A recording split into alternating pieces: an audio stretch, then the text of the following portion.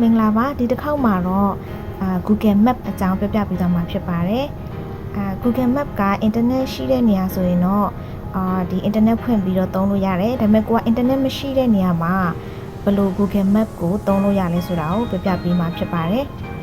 အရင်ဆုံးကျွန်မဒီ Google Map ကိုမဖွင့်ခင်မှာကိုယ့်ဖုန်းထဲမှာ Google Map မရှိသေးဘူးဆိုရင် Google Map ကို download လုပ်ထားပါdownload link ကိုကျွန်မ description သို့မဟုတ် comment မှာထည့်ထားပေးပါမယ်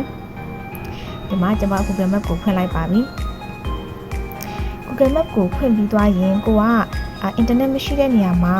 ကိုကသုံးမယ်ဆိုရင် download လုပ်ထားရမယ်ပေါ့နော်အဲ့ဒါကို offline map လို့ခေါ်တယ်ဆိုတော့ဒီညာဖက်ထိပ်မှာကိုယ့်ရဲ့ profile ပုံလေးကိုနှိပ်လိုက်မယ်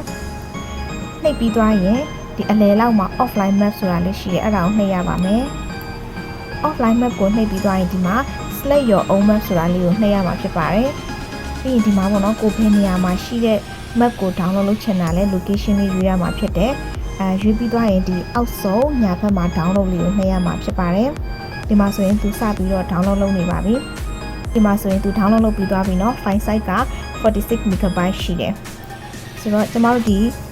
download လုပ်ထားတာဖြစ်တဲ့အတွက်ပေါ့နော်ကိုက internet မရှိတဲ့နေရာရောက်သွားရင်ဒါလေးကိုနှိပ်ပြီးဖွင့်ပြီးတော့ကြည့်လို့ရပဲပေါ့နော်ဒီလိုမျိုးကိုလိုသလိုminimize maximize ပေါ့နော်ခြုံချဲ့ပြီးတော့အကုန်လုံးတွားကြည့်လို့ရပါတယ်ကျွန်မတစ်ချက် download လုပ်ပြီးသားဘလို့ဝင်ရလဲပြန်ပြပေးပါမယ်အရင်ဆုံးဒီမှာ map ကိုဝင်လိုက်မယ်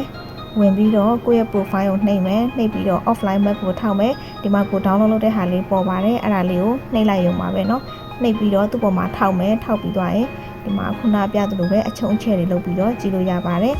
ဒါကတော့ Google Map ကို internet မရှိတဲ့နေရာမှာဘယ်လိုပေါ့နော်သုံးလို့ရလဲကြိုတင်ဘယ်လို download လုပ်ထားပြီးတော့ကြည့်လို့ရလဲဆိုတာကိုပြောပြပေးသွားတာဖြစ်ပါတယ်အားလုံးလည်းနားလည်သဘောပေါက်မယ်လို့ထင်ပါတယ်ကျေးဇူးတင်ပါတယ်